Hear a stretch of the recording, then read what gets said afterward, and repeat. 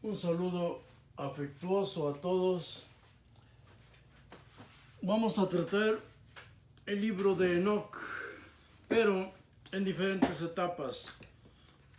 Vamos a dividirlo en capítulos porque es muy extenso el libro de Enoc el profeta. Este libro fue escrito en dos idiomas diferentes, hebreo-arameo,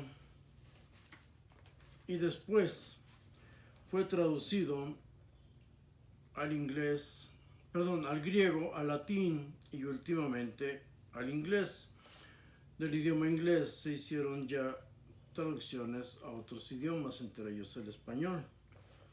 El libro de Enoc el profeta, traducido de un manuscrito etíope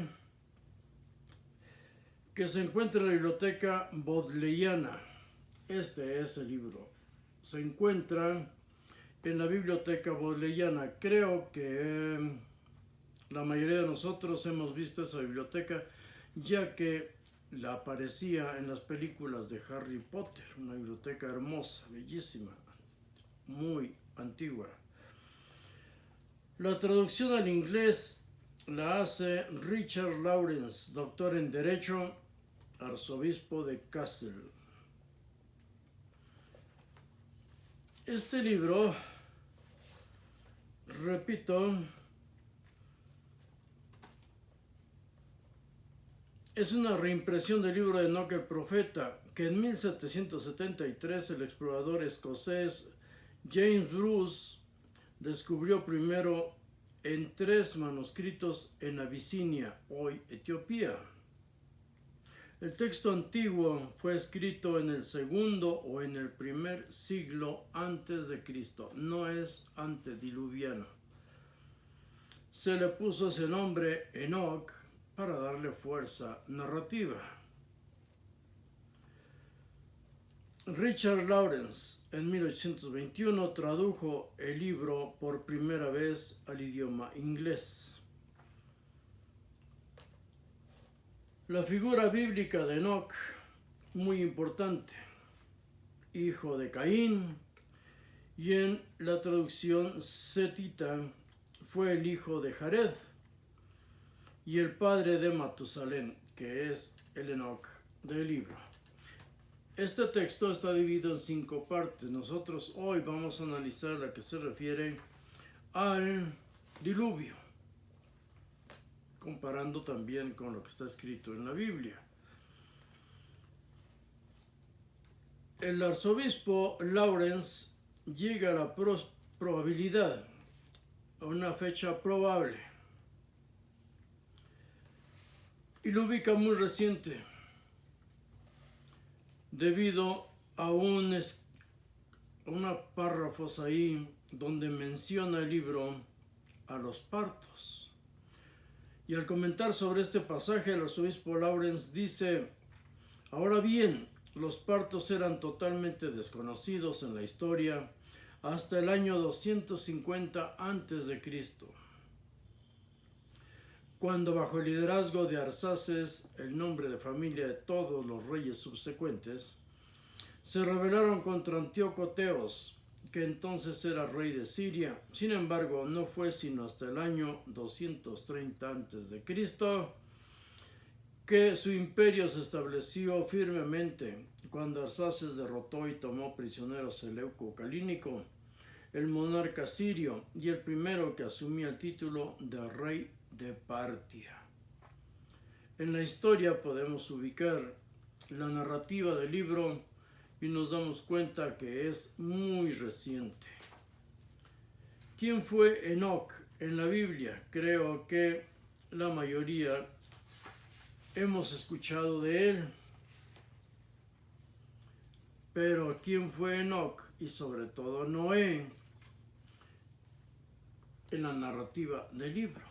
El libro de Enoc el profeta. Desde luego que este nombre es falso, es tomado de un ser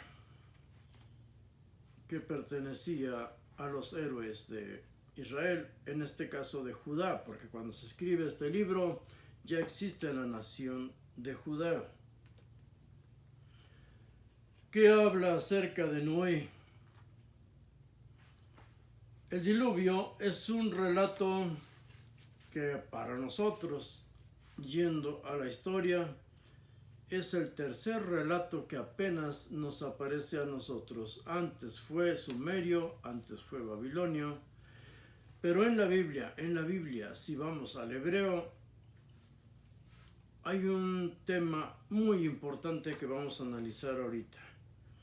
Pero ¿qué nos dice el libro de Enoc acerca de Noé? Dice, pasado un tiempo mi hijo Matusalén tomó una esposa para su hijo Lamec. Ella se embarazó de él y dio a luz un hijo cuya carne era más blanca que la nieve y roja como una rosa. El cabello de su cabeza era blanco como la lana y largo, y sus ojos eran bellos. Cuando los abrió, él iluminó toda la casa como el sol. Toda la casa tenía abundancia de luz. Y cuando lo tomaron de las manos de la partera, él también abrió la boca. Le habló al Señor de justicia. Entonces su padre Lamec tuvo temor de él y huyó y fue hasta donde estaba su padre Matusalén y dijo, he engendrado un hijo diferente a los demás niños. Él no es humano, sino que se parece a un hijo de los ángeles del cielo. Su naturaleza es diferente respecto a la nuestra, siendo totalmente diferente a nosotros. Sus ojos son brillantes como los rayos del sol, su rostro es glorioso, y él parece que no fuera de mí, sino de los ángeles. Este tema, que aparece en el libro de Enoc, estas frases, han dado pie a que todo el mundo hable del libro, pero realmente lo hemos leído, más aún, lo hemos estudiado. Hay un tema que debemos analizar o se nos debe quedar ya en la memoria antes de tocar el tema de los gigantes. Dice acerca de Noé, su posteridad engendrará en la tierra gigantes, no espirituales, sino carnales. Él va a ser el padre de los gigantes, Noé, según el libro de Enoc. Ahora vamos a ver apuntes que tengo aquí. Porque acerca del diluvio, que es donde vamos a partir nuestro estudio del libro de Enoc, hay demasiadas contradicciones, terribles contradicciones. Y hay un choque contra lo que está escrito en la misma Biblia, en el libro de Enoc, choca con lo que nos han enseñado las religiones. Un diluvio de 40 días, inmediatamente descienden todos del arca y toman posesión de la tierra. Eso no es así, según los escritos bíblicos y los escritos de Enoc. El problema del manejo de los tiempos bíblicos. El universo, según la Biblia, solo tiene 6,000 años, y si le preguntamos a un judío, nos dirá que aún no se cumplen los 6,000 años. El universo no es muy viejo. Los cielos, Shamayim, es agua y fuego. Entonces nos está hablando de un reino de los cielos, de un reino en las nubes. La tierra estaba desordenada y vacía, tohu vabohu, caos absoluto, desolación. Es lo mismo que escribieron los griegos, y quienes escribieron el Pentateuco, Esdras entre ellos, conocían todas estas culturas, los escritos de estas culturas, Sumerio, Babilonia y desde luego la griega. El comercio era internacional y lo vamos a ver ahorita. Según los griegos, en el principio era el caos, un caos total, lo que existe antes que el resto de los dioses y fuerzas elementales, el estado prístino del cosmos. Los griegos no lo ven, al caos, no lo ven, no lo ubican como una figura humana como hacen las demás religiones, las demás teogonías. Hay un vacío oscuro o espacio abierto que existía antes de todo lo demás. El caos nace solo, se crea a sí mismo, como dice la cultura judía de acerca de su Dios, se creó a sí mismo y después todo lo demás. Estos escritos y los sumerio-babilonios conocieron los judíos que gracias al imperio persa formaron una nación, la nación judía. Judea era una nación sátrapa de Persia. Les construyeron el templo porque su gobierno era teocrático, de lo contrario les hubieran construido un palacio. Joshua fue el primer sumo sacerdote de esta generación que viene desde Babilonia a asentarse en la nueva nación judía. Y Zorobabel era el intermediario entre el gobierno que se establecía en Judea y el rey persa. De allá vienen todos los mitos del cielo y la tierra, del bien y del mal, del dios del bien, Ahura Mazda, y el dios del mal. De allá vienen también el tema del cielo y el infierno. Y aquí, en el libro de Enoc, toca ese tema, que después se convierte en dogma cristiano. La guerra celestial, los que descienden del cielo, ya sean unakis o ángeles caídos. De allá viene la angeología y de allá viene desde luego el tema del diluvio. De allá viene la creencia en los hijos de los dioses y por supuesto de los gigantes. Ahora, el manejo de las edades. Los patriarcas judíos, hebreos, vivían muchos cientos de años, pero envejecían de hecho a los 60, 70 años, igual que nosotros. Entonces, ¿cómo podían sobrevivir tantos cientos de años? Esto lo aprendieron de la lista de los reyes sumerios y antediluvianos. Todo eso conocieron, repito, los judíos de otras culturas, la lista sumeria. Lo moldearon y cubrieron su tradición oral con todos estos relatos. Enaltecieron a sus héroes, les dieron más poder que los mismos semidioses egipcios, sumerios, griegos y babilonios. Una genealogía milenaria, imposible, absurda nos parece hoy gracias a los avances de la ciencia. ¿Qué tipo de ciencia? No vamos a hablar de teorías cuánticas, sino de la historia. No concuerda con todos esos relatos. La antropología, la geología, la astronomía o cosmología, como se le dice hoy, porque hay grabados en piedra de más de 12,000 años, Gobekli Tepe entre ellos.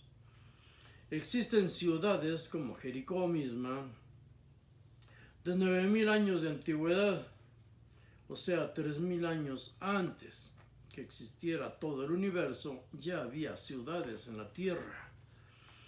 Otras como Biblos y Tiro, de alrededor de 6,000 años de edad. mucho antes del diluvio, porque el diluvio tiene fecha. Vamos a verlo aquí. El libro de Enoc se escribe en el siglo II o I antes de Cristo, según vimos, no en época diluviana. El diluvio, desde luego, según la Biblia, ocurrió en el año 2348. ¿De dónde tomamos esta fecha? Los estudiosos judíos lo han ubicado siguiendo sus propias genealogías. Si le damos cierto valor a la Biblia, lo leemos con respeto, entonces el diluvio ocurrió en el año 2348, alrededor de ese año, antes de Cristo. Tiene cumpleaños el día 17 del segundo mes del año 600 de la vida de Noé. Repito, todo esto está basado en las genealogías. El agua cubrió la tierra durante 150 días antes de comenzar a descender. Génesis 7:11 dice esto. Y en Génesis 7:13, un Dios, pero cuando dice Dios se refiere a Elohim, no aparece todavía el nombre Yod-Heh-Vav-Heh. Pues bien, Elohim habla con Noé y le avisa que va a destruir toda carne porque la tierra está llena de violencia.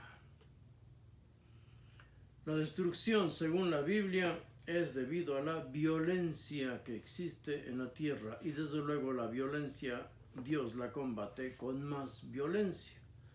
Si el ser humano era violento, él demuestra que con su poder puede serlo más y destruye a todos. Violencia con violencia. Los maldice, los destruiré junto a la tierra. Las medidas del arca son 137 metros de largo, de ancho 25 metros y de alto de 13 a 16 metros. En versículo 6:17, todo lo que hay en la tierra morirá. Literalmente dice toda carne que tenga espíritu de vida en la tierra. Su odio, su ferocidad, su arrepentimiento de haber creado todo esto que después le resultó violento, es total. Destruye todo tipo de seres que están poblando la tierra. En el capítulo 6, versículo 18, dice que solo 8 personas se salvarán.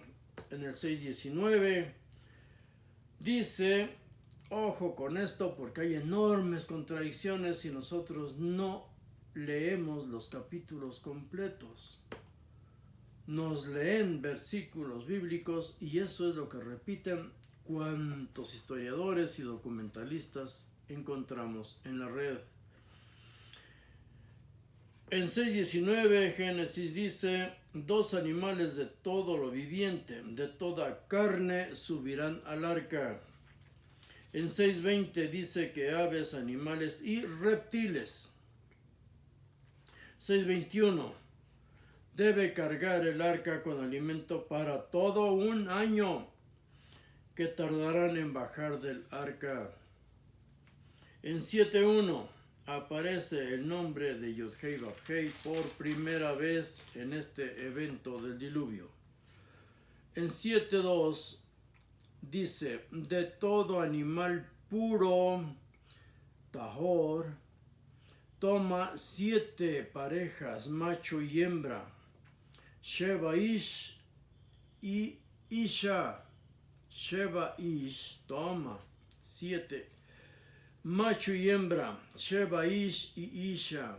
De los impuros, 2, macho y su hembra, Ish, Isha. Ojo, 2 parejas de impuros y 7 parejas de animales puros. 9 parejas de animales, 18 animales de cada especie. Leamos estos pasajes. En 7:3 se refiere a las aves, 14 aves de cada especie. 7 parejas. En 7:4, nuevamente dice, escoge 7, porque en 7 días más hará llover sobre la tierra. El número 7, en todas las culturas, sumerio, acadio y babilonio, el número 7 es vital, es importante. En el número 7 aparecen todos los patriarcas de cada generación, de cada cultura, incluida la hebrea. El patriarca que aparece en número 7, como Enoc, es el que va a ir del cielo, de la tierra al cielo y viceversa, regresar a la tierra.